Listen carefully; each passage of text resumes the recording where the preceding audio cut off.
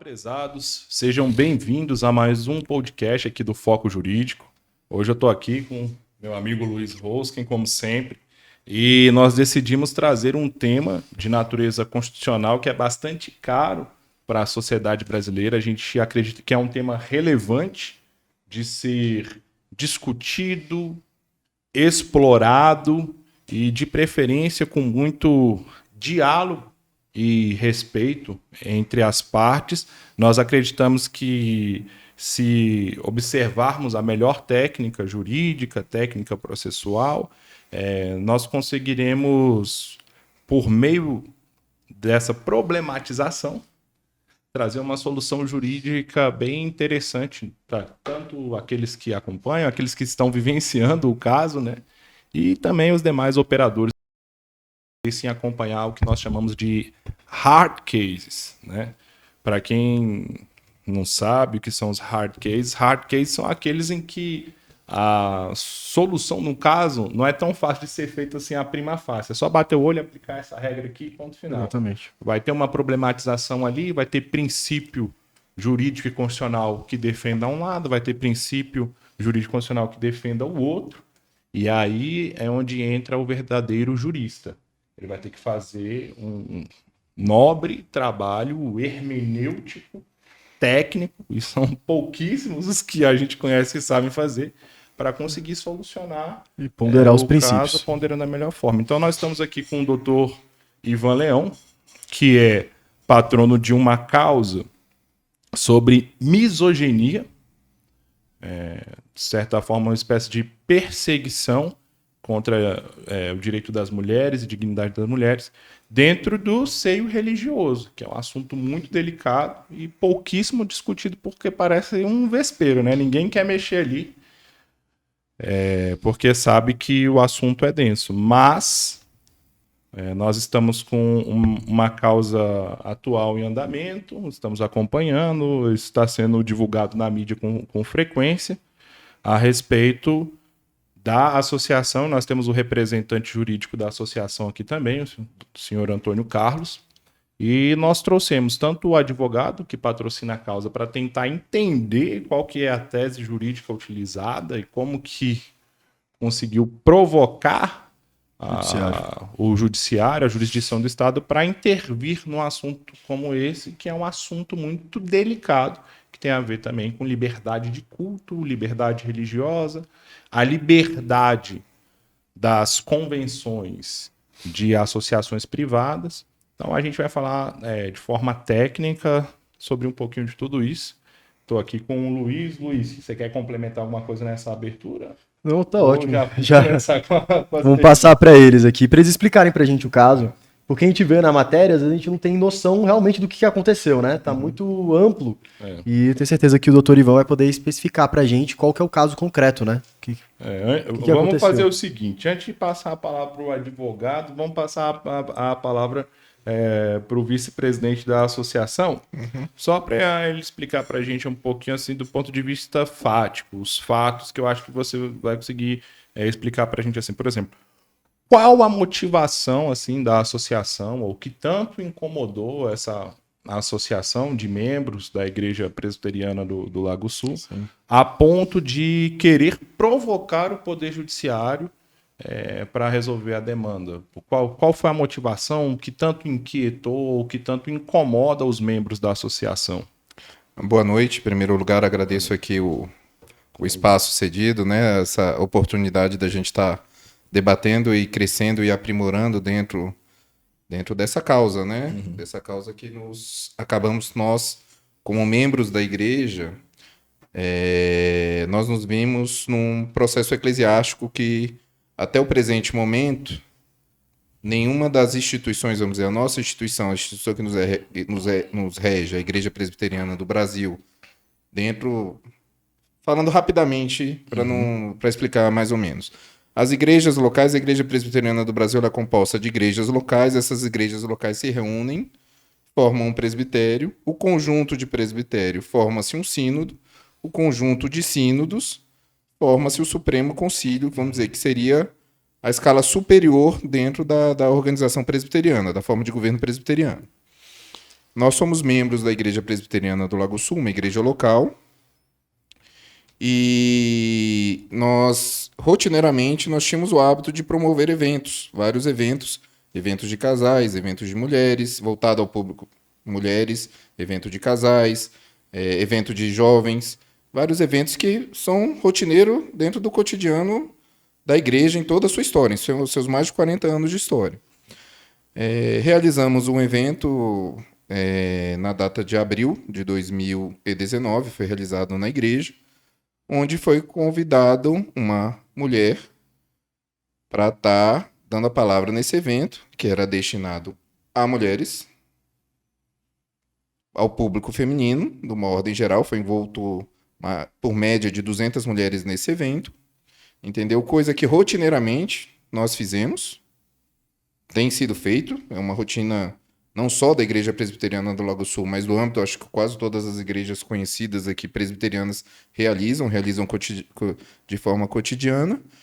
Porém, o que difere deste caso? Aconteceu uma denúncia. 2 pessoas, um membro da igreja e outro que era um oficial da igreja, realizaram uma denúncia, 2 denúncias contra a liderança da igreja, sobre o ocorrido do evento. Até esse presente momento, nós não sabíamos como membro o que estava acontecendo. Vamos dizer, tudo correu dentro de um sigilo eclesiástico. Ficou tudo envolto do conselho, que é o que rege a igreja local, que é composta dos pastores da igreja local e os presbíteros, que é um órgão que são eleitos pela Assembleia de Membros. Ocorreu esse processo. Nós tivemos a informação que, pelo pastor estar envolvido nesse processo, não poderia ter sido tratado dentro da esfera local, ele teve que subir para o presbitério da igreja. E dentro do presbitério da igreja, acabou-se sendo realizado um tribunal eclesiástico. Aceitaram-se as denúncias e foi feito um tribunal eclesiástico. E, de antemão, que nos deixou como membros, onde nós soubemos, onde chegou a nós isso, preventivamente eles afastaram o conselho da igreja. A partir do momento que afastaram o conselho da igreja, afastaram-se os presbíteros e os pastores da igreja. E o presbitério, que seria o órgão acima, chegou e fez o comunicado. A partir do dia 17 de setembro de 2019, nós estamos intervindo. Teve uma ação de denúncia, onde nunca foi explicado para a igreja o teor dessa denúncia. Até a presente data, nós não tivemos o teor dessa denúncia. E que, a partir daquele momento, estaria sendo tratado do âmbito... Foi aberto um tribunal eclesiástico e que essa ação seria tratada lá. Informaram de várias perguntas, foram vários membros questionaram, eu estava presente nessa reunião, até esse momento não existia associação. Vários membros questionaram qual o tamanho da gravidade para ser afastado os membros. Não, isso é sigilo, não é bom que a igreja saiba, isso vai estar ocorrendo, mas tudo vai estar ocorrendo e vocês, no devido momento, vão ser informados dos trâmites desse tribunal eclesiástico, que a resposta desse tribunal eclesiástico. Mas, de antemão, a gente fala para vocês que não envolve a honra de nenhum dos afastados. Isso nos deixou já, no primeiro momento, muito pelo menos a mim, pessoalmente, ressabiado. Como assim, né? E a medida passou-se tempos e tempos e tempos e nunca chegou a uma solução. A igreja nunca teve uma informação, nunca chegou um documento do presbitério ao conselho da igreja, nem notificando do seu afastamento, que seria uma parte legal. Nunca chegou nenhum comunicado de nada. A igreja ficou sem saber o que está acontecendo. E esse processo, para não delongar muito na resposta, está demorando mais de 700 dias. Tá. Ao ponto de que os membros, em prol de estar querendo maiores informações, uma associação de membros e fundadores, alguns membros e fundadores, nos reunimos e criamos uma associação para nos defender como membros da igreja, para saber o que realmente está acontecendo. Em associação, ao nosso ver, nós teríamos uma voz maior de pleitear uma resposta, vamos dizer, da seara que estava envolvida a nossa igreja. Tá. Para buscar respostas. O motivo principal, o motivo inicial foi buscar resposta, trazer transparência do conhecimento de todo o processo eclesiástico, do que realmente estava acontecendo. Então, a princípio, assim, a motivação não é nenhuma motivação beligerante.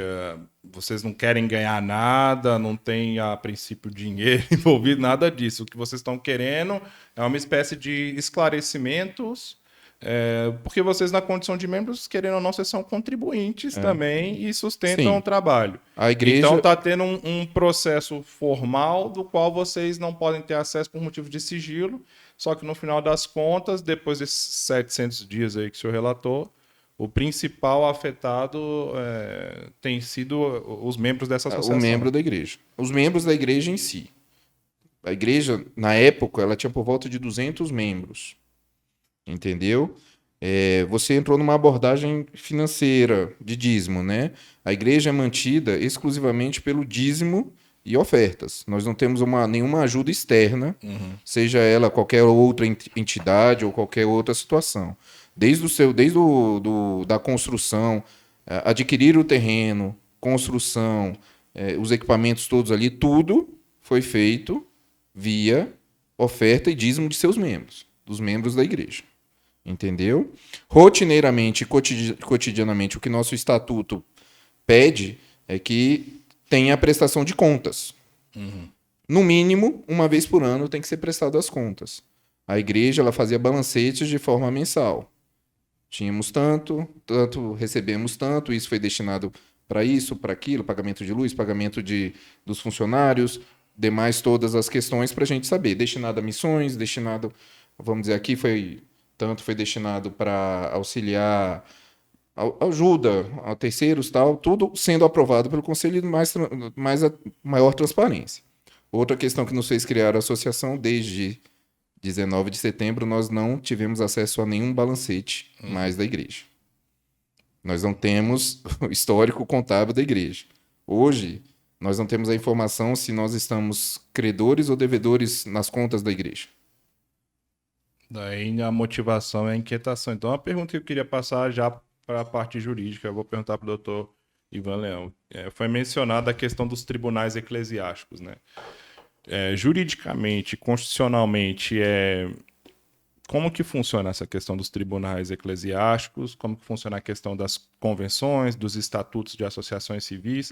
É autorizado no Brasil? E até onde vai o limite desses estatutos, manuais? O que tem que ser respeitado, o que não pode? Bem, boa noite. Eu gostaria de agradecer o privilégio de estar aqui com vocês, o convite que me foi feito. Nós poderíamos começar trazendo um princípio histórico desde a Idade Média e falar da Reforma Protestante com Martim Lutero, com João Calvino e chegar até ao Brasil e como a igreja se instalou no Brasil. Mas isso iria demorar demais. O Brasil é um país laico e que permite as diversas religiões, desde que estas religiões não estejam transgredindo as normas constitucionais. Então, a Constituição de 1988 traz o princípio religioso como uma liberdade muito clara, muito objetiva. As pessoas podem se reunir em diversas religiões, podem fazer as suas associações. As igrejas, no Código Civil, elas estão condicionadas no capítulo que trata de associações, e como associação a igreja é livre para criar os seus preceitos, os seus estatutos, os seus regimentos, sem a intervenção do Estado. Contudo, a igreja não pode fazer algo que fere os princípios constitucionais, como a liberdade da mulher e a dignidade feminina.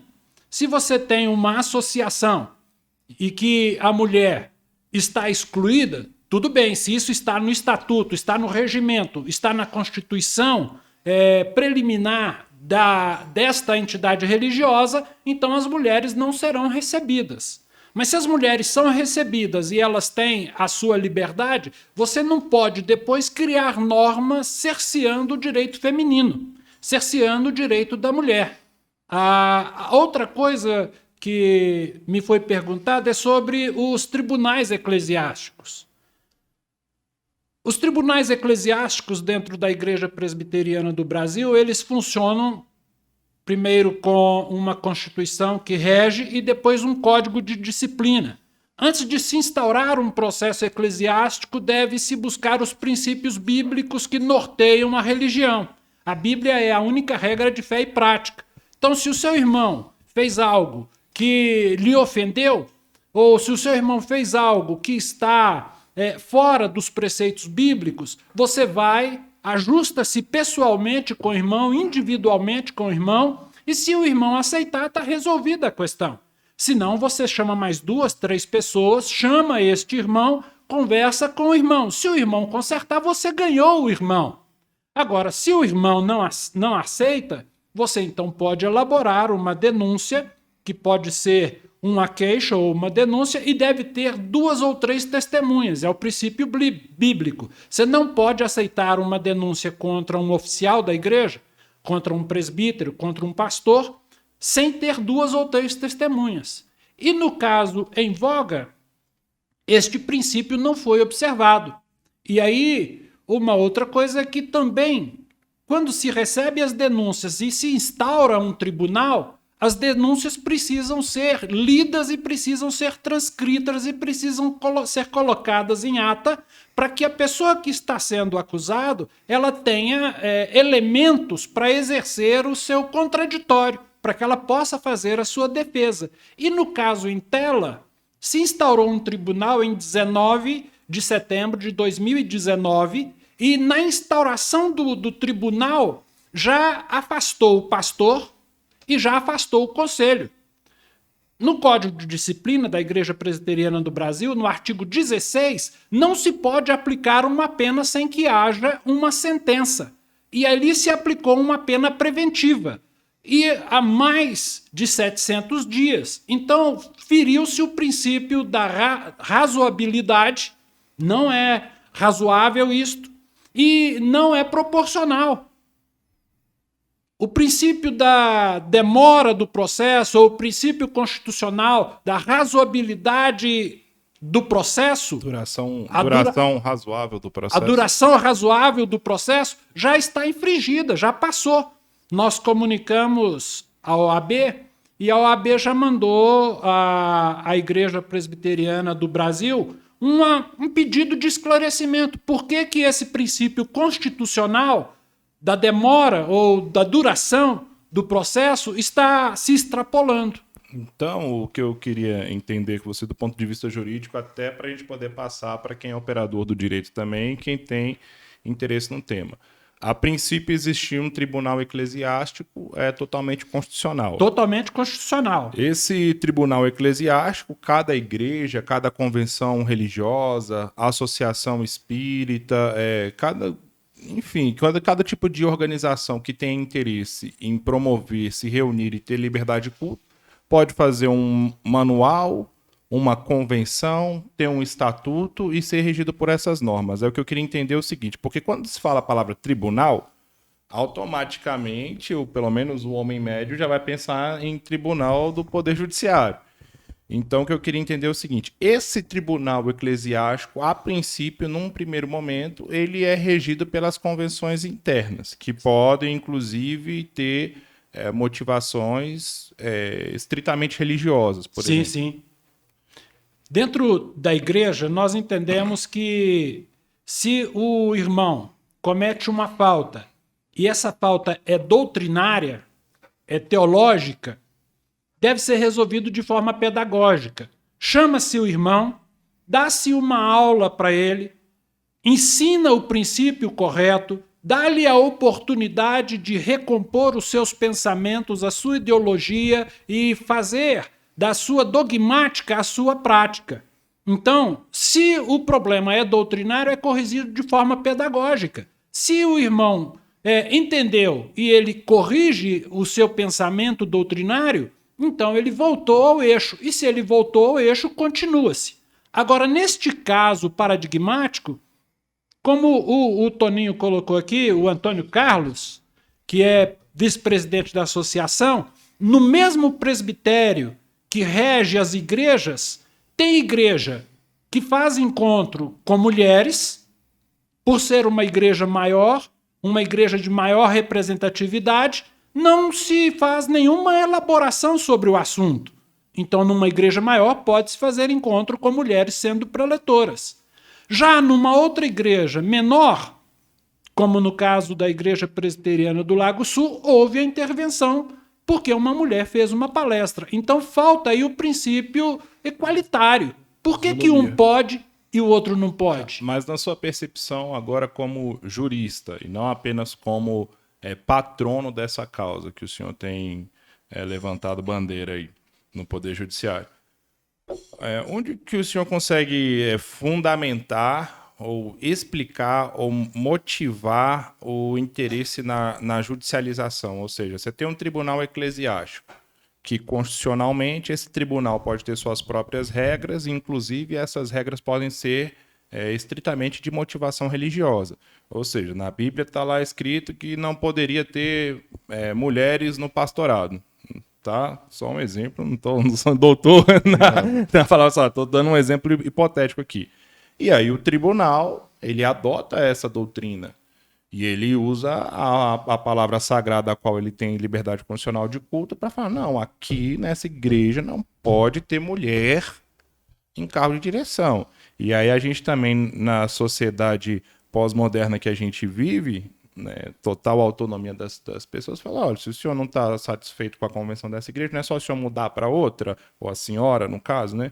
E aí é onde eu quero indagar para o senhor como advogado, como jurista. Por que o senhor conseguiu encontrar nesse caso que motivasse ou justificasse uma judicialização para que esse tribunal eclesiástico fosse colocado sob sindicância do próprio Estado? Bem, como eu disse, um tribunal que foi instaurado em 19 de fevereiro de 2019 e que afastou preventivamente os acusados, quando o próprio estatuto, o próprio código de disciplina que rege esse tribunal, diz que não se pode fazer. Então eles estão indo, quem está funcionando como juiz, está indo exatamente contra a sua própria legislação. Está indo contra o seu próprio eixo determinativo. E neste sentido, nós estamos buscando o judiciário para buscar uma coerência da razoabilidade para que o processo seja julgado, independente de quem vai ganhar ou quem vai perder. Nós só queremos uma solução para o caso, porque o caso está emblemático e sem solução. E dentro do nosso conceito, é uma misoginia que tem feito mal às mulheres dentro do contexto religioso, onde a própria esposa do pastor foi chamada de Jezabel, uma prostituta, uma meretriz. E isso, o conselho, o presbitério reconheceu que foi feita uma denúncia intencional contra a esposa do pastor e ele resolveu fazer um ato de desagravo. E o ato de desagravo, ele diz, intencionalmente ela foi incluída nas denúncias. Então o que o senhor está querendo me dizer é que a liberdade de culto, o princípio constitucional, liberdade de culto, ele não é absoluto. Eu posso cultuar o que eu quiser, eu posso seguir a diretriz que eu quiser. Na minha convenção eu posso ter as normas religiosas da forma como nós redigirmos, só que se abusos forem cometidos, possível e passível que haja uma espécie de sindicância. É isso que você está querendo dizer? Sim, isso mesmo. Se a liberdade de culto e a liberdade de culto está sendo cerceada, e se a própria convenção da igreja está sendo vilipendiada, se o próprio estatuto e o próprio código de disciplina da igreja não está sendo observado, só um exemplo. O processo eclesiástico ele é sigiloso.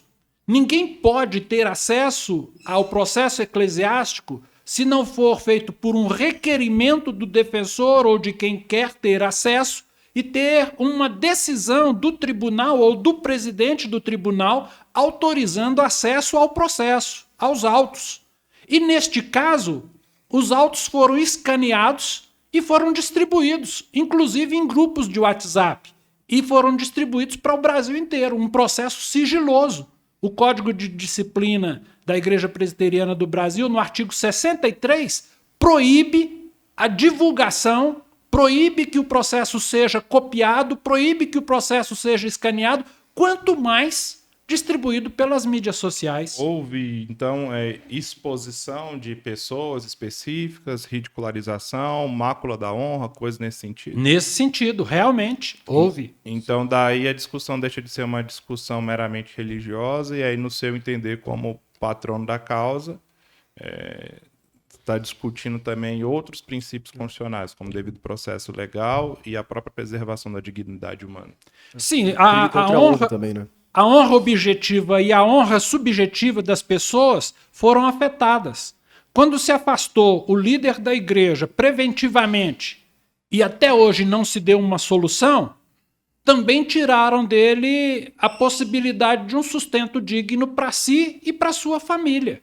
Isso é algo inadmissível. Então, pelo que eu entendi, vocês não estão propondo na causa, no processo, mudar o regimento da igreja, mas sim, na verdade, provocar sim, o presbitério para que eles tomem partido da situação que foi esquecida ou foi conduzida de uma forma que não é coerente nem com o próprio regimento deles. Nós concordamos com a igreja, nós respeitamos a igreja, nós amamos a igreja e nós entendemos que a igreja, o que ela fez está correto, está certo. O que está errado são os operadores do direito neste momento, que não estão observando o próprio estatuto, estão infringindo o próprio código de disciplina, estão maculando a honra da igreja em nome da igreja.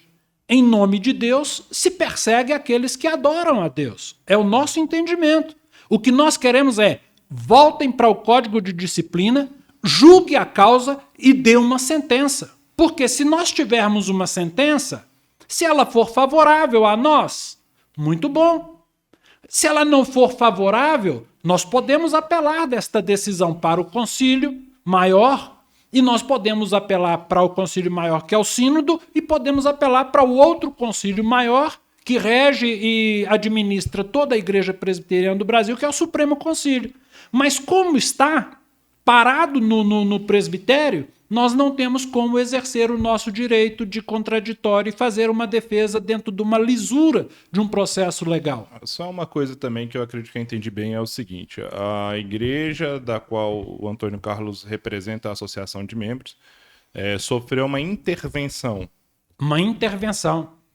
Isso é o quê? É uma espécie de instrumento meio que jurídico, constitucional previsto no próprio estatuto e regimento da IPB, essa intervenção? E a pergunta que eu queria te fazer do ponto de vista jurídico novamente é o seguinte: se é que é um instrumento de correção ou de sanção ou de disciplina, segue alguma espécie de escalonamento ou uma espécie de grau a ser observado, assim como a intervenção prevista na Constituição, ou seja, a União só vai intervir no Estado em última instância se tiver tais e tais e tais e tais requisitos preenchidos. Isso foi observado, também é assim na Igreja Presbiteriana, há previsão para isso no Estatuto, no Código de Disciplina, na Constituição da Igreja? Sim, na Constituição da Igreja há uma previsão. Se a falta é cometida por um membro da igreja, quem deve tomar ciência e tratar o assunto e resolvê-lo é o conselho da igreja, dentro da esfera local. Quando há uma denúncia contra o conselho e contra o pastor, porque o pastor, ele na igreja presbiteriana é jurisdicionado diretamente pelo presbitério. O pastor não é membro da igreja, ele é membro do presbitério. E se há uma denúncia contra o pastor, quem deve analisar, quem deve estudar o assunto e quem deve resolver a questão é o presbitério. Também como se há uma denúncia contra o conselho. O conselho não pode julgar-se a si mesmo. Então o presbitério julga. E neste caso está completamente correto. O presbitério tem que exercer a sua jurisdição sobre o pastor e sobre a igreja. Tá, a pergunta que eu queria te fazer também no seguinte sentido é o seguinte: da forma como o senhor coloca, e acredito que o vice-presidente da associação também tem conhecimento, a estrutura orgânica idealizada pela Igreja Presbiteriana do Brasil aparenta ser bem sofisticada. aparentemente ela tem inclusive os mesmos órgãos e as mesmas instituições que o próprio Estado brasileiro, a própria República. Tem tribunal eclesiástico, tem um órgão de primeira instância, segunda instância, inclusive tem um Supremo, um órgão hierarquicamente superior. Aí a pergunta que eu queria fazer para vocês, quem se sentir mais confortável, é no seguinte sentido. Tem toda essa estrutura sofisticada e complexa por trás da instituição, a Igreja Presbiteriana do Brasil. E a instituição, ela possui capacitação ou possui membros, pessoas organicamente preparadas, tecnicamente formadas para executar toda essa complexidade de grau hierárquico, notificação, devido processo legal, porque uma coisa é você ter tudo isso idealizado no estatuto. Sim. Outra coisa é você ter braços para, de fato, fazer essa realidade sair do papel. E eu estou perguntando isso por quê? Porque a Constituição Democrática do Brasil, um Estado de Direito Constitucional, é uma Constituição, inclusive, considerada analítica e estudada por vários outros estados. Enfim, no papel ela é muito bonita. Tem lá um monte de instituição, um monte de órgão, um monte de autarquia, um monte de procedimento que tem que ser respeitado. Os direitos constitucionais do artigo 5º, é até difícil você conseguir falar de qual ali do início ao fim. O artigo 5º é por demais extenso e são todos direitos fundamentais, ou seja, não podem ser sequer revogados ou modificados. Tem uma cláusula pétrea lá que segura eles no artigo 60, parágrafo 4º da Constituição. Então, a Constituição é linda quando a gente vai para a realidade do Estado brasileiro, que é um dos estados, e eu não vou falar um dos estados para não pecar aqui, que mais investe no serviço público, que tem o maior gasto público de todos, a gente vê que ele não tem braço para cumprir 1/3 do que ele diz que vai fazer ali. A minha pergunta é o seguinte: e a Igreja Presbiteriana? Tem essa Constituição com a sofisticação, tem até Supremo, e quem que está lá exercendo esses cargos? E isso é exercido? Tem pessoas suficientemente capazes, por exemplo, para tocar de forma técnica e jurídica um tribunal? Olha, eu vou te responder com coisas factuais. Se tivesse essa mão de obra capacitada para tal, se você seguir os preceitos no que rege o manual presbiteriano, as duas denúncias, se você seguir o que rege a Constituição, se ela já não tem as duas testemunhas, elas não deveriam nem ter sido aceitas, elas já deveriam ter sido devolvidas. Então, mais ou menos. Então, ao meu ver, existe a falha operacional. Por exemplo, dentro do presbitério existe a sua Comissão de Legislatura e Justiça. Ela analisa o documento para saber se esse documento é aceito ou não. Então, vamos tomar a primeira questão, uma questão técnica. Eu vou ler ali. Opa, aqui nessa denúncia é contra um pastor. Tem as duas testemunhas, 3 testemunhas? Não estou nem entrando no mérito. Não. Essa aqui também não. Então, esse documento não era para ter sido aceito. Então, respondendo a sua questão, tem o pessoal capacitado para tal? Com esse fato, não. Resposta simples, não. Então isso é tem uma uma das idealização talvez até um pouco parecida com a nossa Constituição. Entendeu? Analítica, ou seja, extensa, prevendo várias situações, comissão de legislação e justiça, tribunal, tem que notificar para um lado, notificar para o outro, dar vistas, elaborar relatório, mas na hora de fazer, efetivamente não tem pessoas ali dentro com essa da legislação, capacidade. Ela é perfeita. Ela te dá o direito de contraditório, ampla defesa, ela dá transparência ao processo, o processo, na teoria, seria perfeito. Mas o operacional é que está o problema. Hein, Antônio Carlos, dentro disso que você está falando é interessante, porque o artigo 50 do Código de Disciplina diz que, instaurado o tribunal, o presidente nomeia um relator, o secretário faz a autuação e, depois de autuado, entrega ao relator e o relator tem 10 dias para prestar um relatório. Se vai realmente se conduzir o tribunal, se as denúncias são factíveis, ou se ele faz ali a proposição de encerramento. Interessante. que não foi feito esse relatório. Em 2019 não se fez, em 2020 não se fez. Este relatório não foi feito sobre admissibilidade das denúncias. Não houve admissibilidade das denúncias em 2019, não houve em 2020. Então, a pergunta do Dr. Júlio é assim: os operadores do direito... Fui promovido a doutor. Primeira vez que eu chamar de doutor aqui, eu sou sempre chamado de acriano. O Acre não existe, não tem uma entrevista que isso não acontece. E aí agora eu fui promovido a doutor. Então, a pergunta do Dr. Júlio é a seguinte: os operadores do direito dentro da igreja presbiteriana, eles agem muito mais por paixão, agem muito mais por romantismo, no intuito de querer defender a igreja. A igreja é bela, a igreja é maravilhosa, e qualquer um que hipoteticamente contraria os dogmas da igreja deve ser excluído da igreja, deve ser expurgado da igreja. Não há uma condição de um trazer, de um agrupar, de um ressociabilizar, de fazer com que aquele que caminha por um caminho adjacente seja trazido pelo caminho do eixo, pelo caminho da centralidade. Então, o romantismo e a paixão pela igreja faz com que se atropele todos os atos constitucionais e não se observa o próprio manual da igreja. Então, não há operadores do direito dentro da esfera do presbitério e do sínodo com capacitação lógica, racional, para técnico e científico fazer a elaboração do tribunal.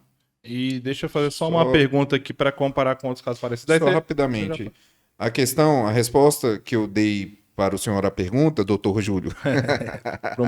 Promovido novamente a doutor Júlio.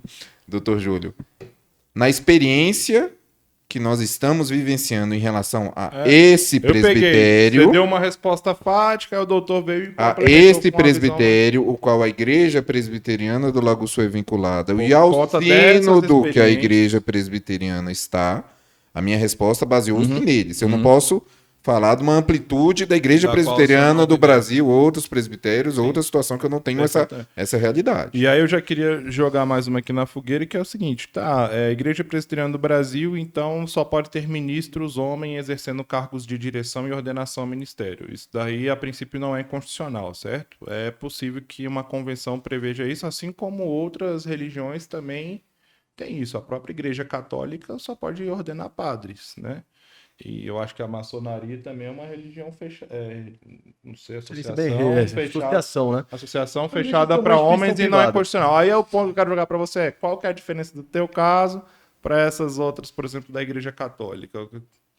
Na igreja presbiteriana do Brasil, nós sabemos, respeitamos e entendemos que os concílios, eles estão sob a direção de Deus e o que é determinado no concílio deve ser observado e respeitado. A Igreja Presbiteriana do Brasil não ordena pastoras, não ordena ministras, então não há um exercício sacerdotal dentro da igreja para que se observe de forma da ortopraxia o que seja então um ministério feminino. Mas a Igreja Presbiteriana do Brasil nunca proibiu as mulheres de orar na igreja, de pregar na igreja, de dar estudos bíblicos na igreja. Aliás, nós temos institutos que formam mulheres. Por exemplo, o Instituto Bíblico Eduardo Lene, que está em patrocínio e que é presidido pelo presidente da Igreja Presbiteriana do Brasil. O diretor é o reverendo Roberto Brasileiro. E lá se formam mulheres. E as mulheres são mandadas aos campos missionários, são mandadas às igrejas, às congregações e às comunidades para evangelizar as crianças, evangelizar os órfãos, evangelizar as mulheres, evangelizar os homens, os jovens. Então as mulheres são dentro da Igreja Presbiteriana um braço pastoral respeitado e chamado ao exercício da sua vocação. A princípio, as mulheres, então, não são excluídas da Igreja Presbiteriana. Não, nunca foi. A decisão que o Supremo Concílio tomou em 2018 não excluiu as mulheres. Apenas diz que para o exercício na igreja presbiteriana não se aceita a ordenação e não se aceita mulheres ordenadas em outras denominações fazendo palestras na igreja presbiteriana. Então, não se pode ter pastoras fazendo ministrações na igreja presbiteriana. Mas no caso em tela, doutores, não foi uma pastora. Quem fez a ministração foi uma mulher simples, uma mulher esposa de um pastor, irmã da igreja, piedosa, e que veio e falou de um tema que era próprio para as mulheres. Não havia homens neste congresso, havia 200 mulheres. E na igreja presbiteriana nunca se proibiu as mulheres de fazerem palestras às mulheres. O que se proíbe é as mulheres exercer o pastorado e no pastorado também fazer com que se elabore ou se faça a projeção dos sacramentos. A mulher não pode batizar, a mulher não pode ministrar a Eucaristia, a Santa Ceia. Então, isto está vedado às mulheres. E nós entendemos isso e respeitamos isso. E quando nós queremos que uma norma na Igreja Presbiteriana do Brasil seja corrigida ou revertida, aqueles que se sentem em desconforto ou descontentes elaboram um documento e, por via própria, o documento é encaminhado aos concílios e pode-se rever uma matéria. Uma decisão de 2018 pode ser revista em 2021, pode ser revista em 2022. Então, nós temos meios próprios de provocar os concílios e as ordens serem alteradas. Para a gente finalizar aqui, eu gostaria de saber assim, qual que é o sentimento tanto da associação, o senhor como patrono da causa, em relação a essa situação das mulheres na igreja presbiteriana. Qual que é a perspectiva de vocês e o que vocês querem que seja levado à frente com essa bandeira que vocês estão levantando? A primeira questão que a gente está levantando com essa bandeira é que dentro do processo seja que todos tenhamos a transparência do processo, entendeu? Respeitando todas as partes do processo. Entrando no aspecto misógino, Antônio Carlos, você vê a Igreja Presbiteriana do Brasil como uma igreja que defende a misoginia ou que de alguma forma é misógina? Não. Enfaticamente eu respondo não. Porém, foi feita uma leitura de uma resolução de forma incoerente, onde se abriu pretexto à misoginia, onde foram agredidas não só em uma ocasião uma determinada mulher. Durante esse processo, várias mulheres, não vou entrar muito no mérito, porque não é o objetivo, mas durante o processo, em vários pontos, em vários momentos, ocorreram agressão à mulher, ao direito da mulher. Direitos até constitucionais, entendeu? Então, isso nós estamos colocando neste processo, por isso que nós também auxiliamos e judicializamos essas questões, entendeu? Colocando logicamente aqui, enfaticamente, não é uma visão da Igreja Presbiteriana do Brasil. Perfeito. Foram operadores, ao meu ver, espero eu, mal orientados ou sem o conhecimento para tal, que agiram, que tiveram uma consciência errada do que estava ali. Queira eu acreditar nisso, e nós pensamos nisso. Porém, pela demora, pelo cesseamento de defesa, por outros pontos aqui que o advogado aqui deixou bastante claro dentro do processo, nulidades processuais que foram ocorridas nesses 700 dias, em várias situações, até algumas de enfático, que estão sendo questionados juridicamente, delegacia, etc. Estão lá os processos, vão correr, estamos colocando essa questão, entendeu? Mas tudo isso nós não visamos atacar a Igreja Presbiteriana. Nós não visamos macular a imagem da Igreja Presbiteriana. Nós queremos a transparência, nós queremos a nossa liberdade de culto, nós queremos ter o nosso direito de voltar à nossa igreja, de ter a liberdade de culto da nossa igreja, a qual eu sou o fundador. Eu quero ter o direito de voltar à minha igreja, de estar ali na minha igreja, porque hoje eu me sinto cerceado. o meu sentimento, como o sentimento dos membros da associação, nós estamos cerceados por uma legislação que ninguém sabe, a gente não tem transparência de nada, isso que nos causa dor. Por isso que nós tivemos que... É prazeroso entrarmos nessa seara de maneira alguma.